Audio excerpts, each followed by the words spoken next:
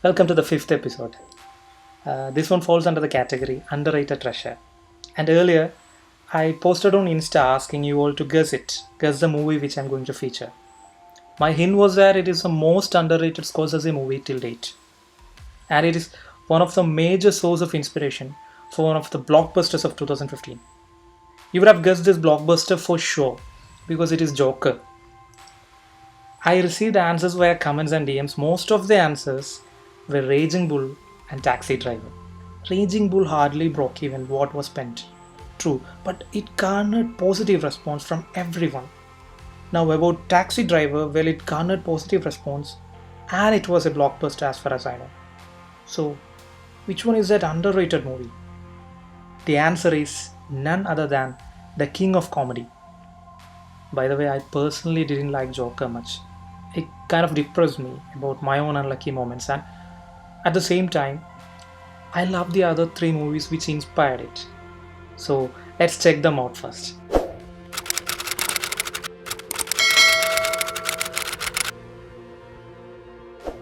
By the way, Joker was heavily inspired, but does that mean it is not worth enough?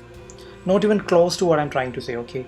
Until and unless you're copying your work from somebody else's work, until and unless you're stealing every bit of it, frame by frame, from some other movie, I won't say your work is not worth enough.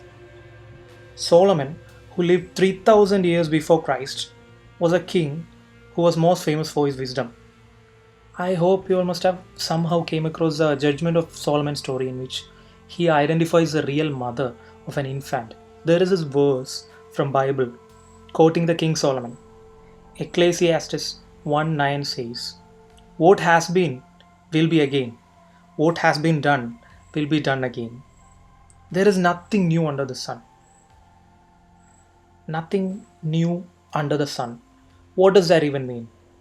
It has its relevance in almost every field, and in our entertainment industry, it simply means that every new idea was formed because of some other idea, which was segregated way past. Even the ones which claim to be the most original ones are better or worse versions of something else from past. If you consider idea as a basic building block, then what are the ideas made up of? Other ideas. Okay, if you have watched the TEDx talks of the Canadian filmmaker Kirby Ferguson, through all his major documentary works, he tries to simply state that the creativity is equal to copy plus transform plus combine. He says it's about whether or not you can recognize chunks of other people's work. And if you look close enough, every work contains pieces from previous works. Okay? If you haven't listened to his talk, go check it out. So now let's get into the major element of inspiration for Joker, the king of comedy. The movie was written by Paul Zimmerman and was filmed by Fred Schuller. In Act 1, we get to know about Rupert Pupkin, who is an aspiring stand up comedy artist who want to win the fame like Jerry Langford. Jerry Langford is a successful comedian and talk show host. He kind of tries to plead for a chance, and we get to know he lies. And also, occasionally, to ease his mind, he imagines stuff. In his delusions, he is famous. He and Jerry are friends and colleagues. The inciting event is when Rupert goes to Jerry's home uninvited, along with his date Rita. He gets thrown out, and Jerry confesses that he was planning to get rid of Rupert via a phone call. He vows to work hard 50 times more, but kidnaps Langford with the help of another stalker named Marsha. With his new chip, he bargains with the law enforcement unit and the TV authorities. Agrees to let him go freely if and only if his program gets aired. He actually performs on the stage. At some point, audience even loves his performance. But then, when he seriously mentions that he has kidnapped Langford to be on the primetime TV, they all laugh at him.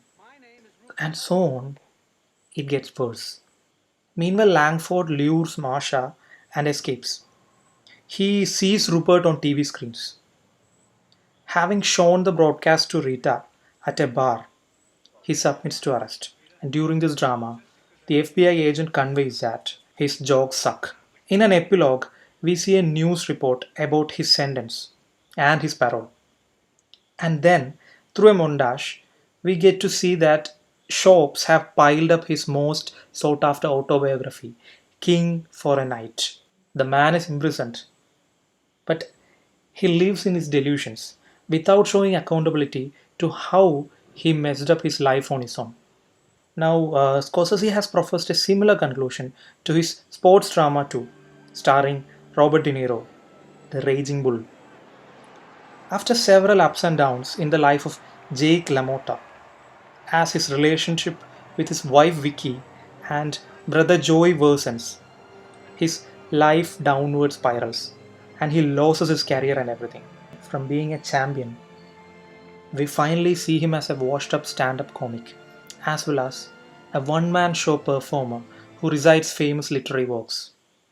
The ending, in which Jake LaMotta stares at his own reflection on a mirror and imitates Marlon Brando's dialogue from the movie On the Waterfront, 1954, in which Marlon Brando's character blames his brother for all his losses. And then a staff claims that lots of people are waiting for his show. When he leaves, he gets up and shadow boxes. We see his mirror image shadow boxing and chanting that he is the boss. This closing shot is a mirror image of the opening shot, making it circular, the one which the title appears and gives us an idea of LaMotta way before properly introducing him.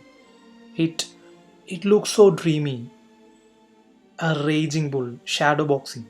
Now, what's the theme of Raging Bull? Raging Bull is all about self destruction because of anger and jealousy as a result of sexual insecurities. Rage and sexual insecurities. So, long story short, it deals with the masculinity. Now, we know another Scorsese movie which entirely deals with the confused masculinity. Taxi Driver. Travis Bickle is the protagonist of Taxi Driver. He's a confused Vietnam vet who rides a cab through the New York streets, mostly because he cannot get hold of his chronic insomnia. He has a huge crush on Betsy, but she leaves as his true nature is slowly revealed. He has serious issues, probably as an outcome of what he faced in Vietnam. He says something and he lives in the exact opposite direction. It is because his innate ideologies, which we hear in his words, he writes to his journal, are so immature. We know for sure that his vision is not broad enough. But as he goes from one situation to another, he gathers mismatching ideologies from everywhere and finally resorts to violence. He has to do something to bring the angst that is boiling inside him for reasons he don't know. And at one point, he who claims to be non political goes to kill Senator Palantine just because Betsy campaigns for Palantine, because she claps for him.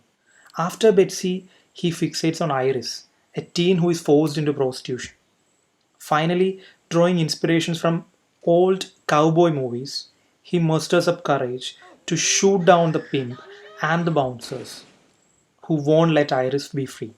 The shootout in the brothel is so gory, and when police arrives, as he has no bullets left with him to shoot himself, he mimes shooting himself with his fingers. Since he rescued a teen from her captors actually, the society hails him as a hero instead of punishing him. He returns to work, and in a bit of dreamy sequence, we see him dropping off Betsy. He he drives away with a smile actually. He suddenly notices something in the rearview mirror. We are sure his blood is boiling again because it is reminding us of his transformations after buying those guns. He's a bomb that has begun ticking again because society counts people like him invisible to them and they don't care about them. I don't want to praise this movie much now because I think that would do some injustice to the anti racist protests that are engulfing the United States now. So now let's see how these three classics inspired Todd Phillip and Scott Silver to transform what they liked from these movies and combine them.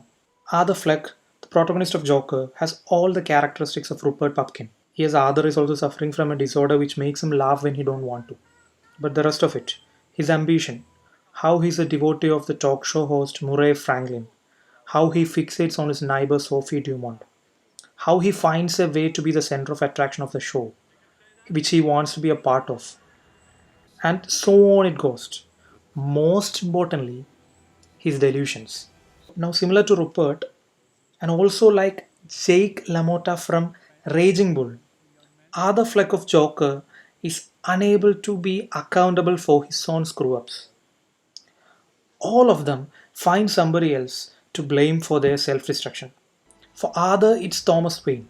Now, if we include the taxi driver to the chase, we can see the confused masculinity he tries to uncover is very predominant in the Joker too. From the very beginning itself, we see how society is mistreating Arthur. So he's a ticking bomb like Travis Bickle. And then, bang, he shoots down two drunkards. It's in self defense, but then he executes a third one. His reason is entirely different, but what ultimately happens? He is slowly hailed as a hero by those who were in search of a cause to protest against the angst that has been boiling in them. Clown protesters. So the clown protesters who hail him are similar to the clowns who hail Travis Bickle's violence. Both these states that the society is more screwed up, is more clueless than the protagonists themselves. So Joker was supposed to be based on DC graphic novel Batman the Killing Joke, which was published in 1988. But instead, Todd Phillip and Scott Silver just realized that they can pick one key major element from the graphic novel and finish it. They picked the idea that Joker was once a failed stand up comedy artist, and then they chiseled the rest of it through the molds of three major Scorsese movies, which had some thematic similarities with what they had in mind. In earlier stages, I think Scorsese too was attached to this project as a producer or something. And they haven't forgotten to pay homage to any of these sources of inspirations. Having said all that, let me get back to my personal favorite. I must say the King of Comedy deserves more appreciation than what it garnered from box office. I believe it is timeless. The madness after fame, greed, fandom, and so on will continue forever. Worldwide, there are mad fans for every celebrity out there. Minus the madness. If you want me to relate to something else, well, my mom and dad, they're old, but they still stay glued to the TV soap operas and reality shows.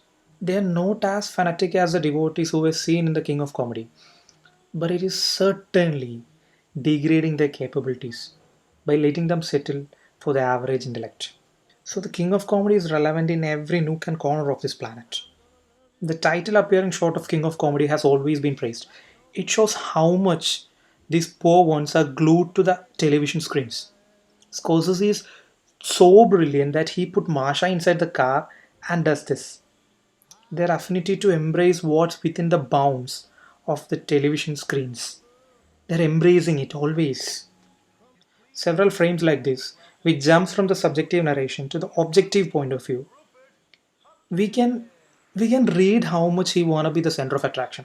So when camera movements gives us an opportunity to distance ourselves from him and think about him, we are actually slowly realizing similar aspects in ourselves and feeling that connect with Rupert. Actually, more.